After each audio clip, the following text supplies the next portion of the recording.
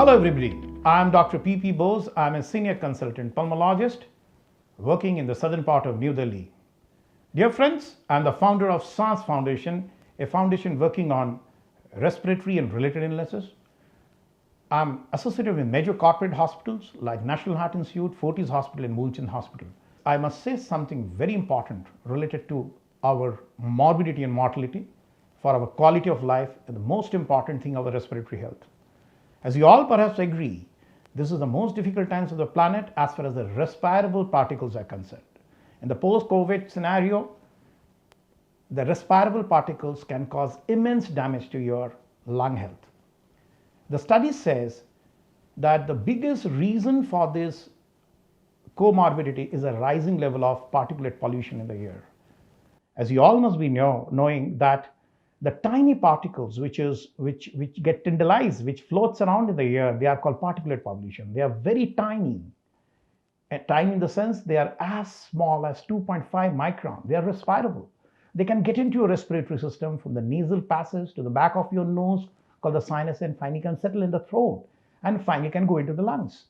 These particulate pollutions are very dangerous.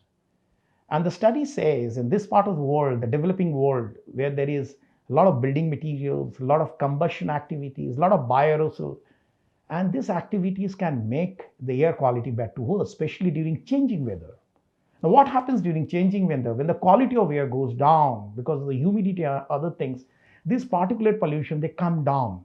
So that means when they come down at the level of your nose, you respire more. And this is what we call load versus capacity. And this is what you also call the exposure burden. When the air quality becomes bad during changing time, especially in the autumn time, when the quality of air becomes a little heavier and coupled with other activities, a little smoggy weather, this particulate pollution get into your nose, eyes, upper respiratory, finally can go into the lungs, and it can cause tremendous amount of lung issues. These tiny particles which are invisible, they can create havoc.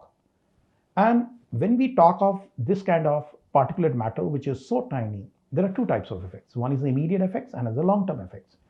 Now, what are the immediate effects? When you get repeatedly exposed to this high load of particulate pollution, the first level is that nose gets exposed, so inflammation of nose called allergic rhinitis. The rhinitis is a big problem.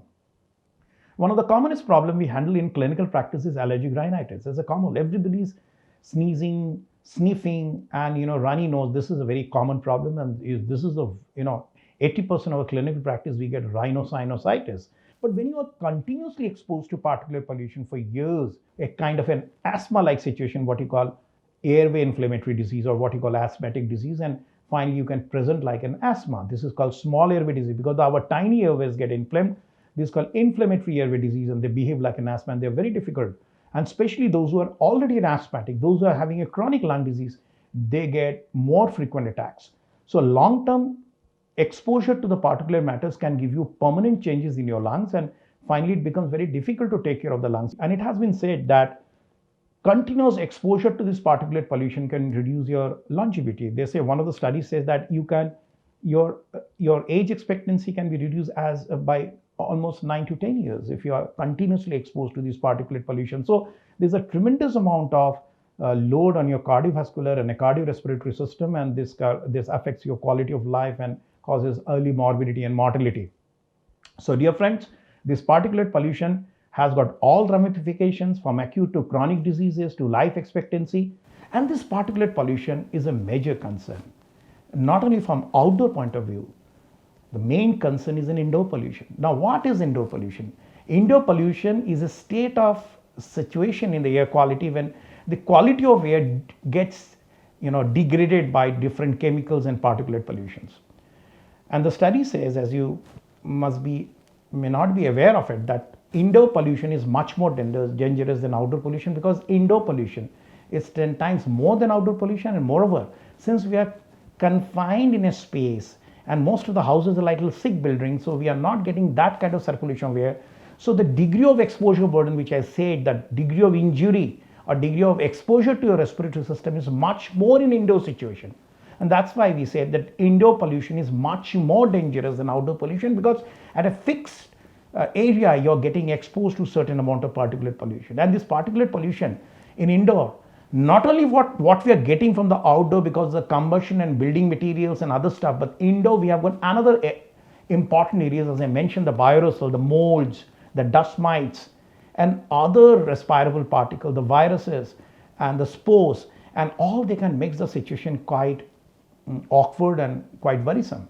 So particulate pollution in indoor pollution is a tremendous amount of concern, and as a pulmonologist and as a respiratory care physicians, and we give tremendous amount of importance to this particulate pollution in indoor situations. And as I mentioned, people in the extremes of age groups, children, elderly people, those who have chronic lung diseases like asthma and chronic bronchitis, those who have cardiovascular diseases like hypertension and heart diseases, those who are diabetic, they're tremendous amount of vulnerable to this kind of particulate pollution.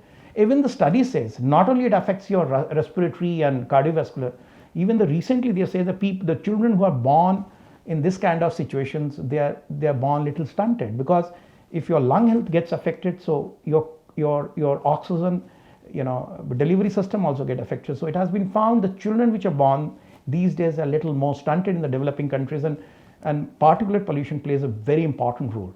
So indoor pollution is a new serious chapter which we are talking as a pulmonologist, and it's very important that we should somehow reduce the indoor pollution. And indoor pollution can be reduced by so many techniques, but one very important thing is what you call HEPA filters. So these are the most important thing which can really reduce your indoor particulate pollution, and this is so effective that it can take care of your particulate pollution as much as 99.7%, nearly 100%, and it can not only take care of 2 to 2.5 microns, even as tiny as 0.3 micron these HEPA particles, they can take care of it. That means the viruses, in true sense, the viruses and the spores, which are the deadly ones, even these HEPA purifiers can take care of this, and this can really improve the quality of life, and this is the way forward. These HEPA filters are used everywhere in our clinical practice, in our hospitals, in our intensive care, in our rooms in hospitals, even our clinics. We are regularly using these HEPA filters. So use HEPA purifier to reduce your indoor pollution, and especially in metropolis and the suburban areas, and I'm sure you will breathe better. Thank you.